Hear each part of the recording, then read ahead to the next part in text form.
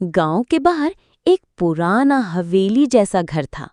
उस घर में रमेश अपनी नई नई पत्नी सुनीता के साथ रहता था। शादी को अभी 3 महीने ही हुए थे। शुरू में सब कुछ सामान्य था, लेकिन धीरे धीरे रमेश को अपनी पत्नी में कुछ अजीब बदलाव दिखने लगे। आधी रात सुनीता आंगन में खड़ी है, आसमान की ओर घूर रही है। उसकी आंखें हल्की लाल चमक रही हैं। रमेश डरते हुए बोला, सुनीता, इतनी रात को यहां क्यों खड़ी हो? सुनीता धीमी भारी आवाज में, नींद नहीं आ रही थी, हवाओं से बातें कर रही थी। रमेश डरकर भीतर चला जाता है। गांव में एक के बाद एक मौतें होने लगी।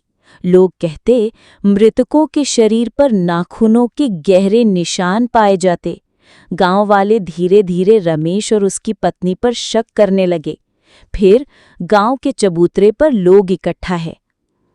एक गांव वाला बोला, कल रात गोपाल की लाश खेत में मिली, शरीर पूरी तरह फटा हुआ था।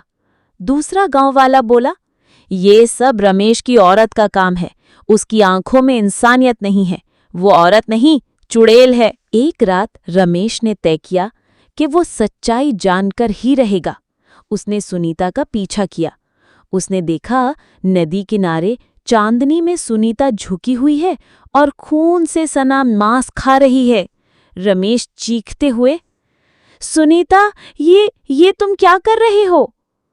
सुनीता धीरे धीरे सिर उठाती है। उसके चेहरे पर खून लगा है, आंखें जल रही हैं, बाल बिखरे हुए हैं।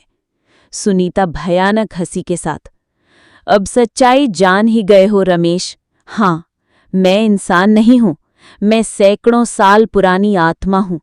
मैंने तुमसे शादी सिर्फ इसलिए की ताकि गांव के हर इंसान की जान ले सकूं। और अब तुम्हारी बारी है। तभी सुनीता हवा में उठकर रमेश की तरफ बढ़ती है। उसकी उंगलियां लंबी और नुकीली हो जाती हैं। रमेश घबराकर, नहीं, मुझसे दूर रहो। रमेश भागने की कोशिश करता है, लेकिन रास्ते में दरवाजे अपने आप बंद हो जाते हैं। पूरा इलाका अंधेरे में डूब जाता है। सुनीता की हंसी गूंजती है। वो रमेश पर झपटती है। रमेश की चीख सुनाई देती है। कहते हैं उस रात के बाद रमेश कभी किसी को दिखाई नहीं दिया, और आज भी गांव वाले उस घर के पास जाने से डरते हैं। रात को अक्सर वहां से एक औरत की हंसी सुनाई देती है और उसकी लाल आंखें अंधेरे में चमकती हैं।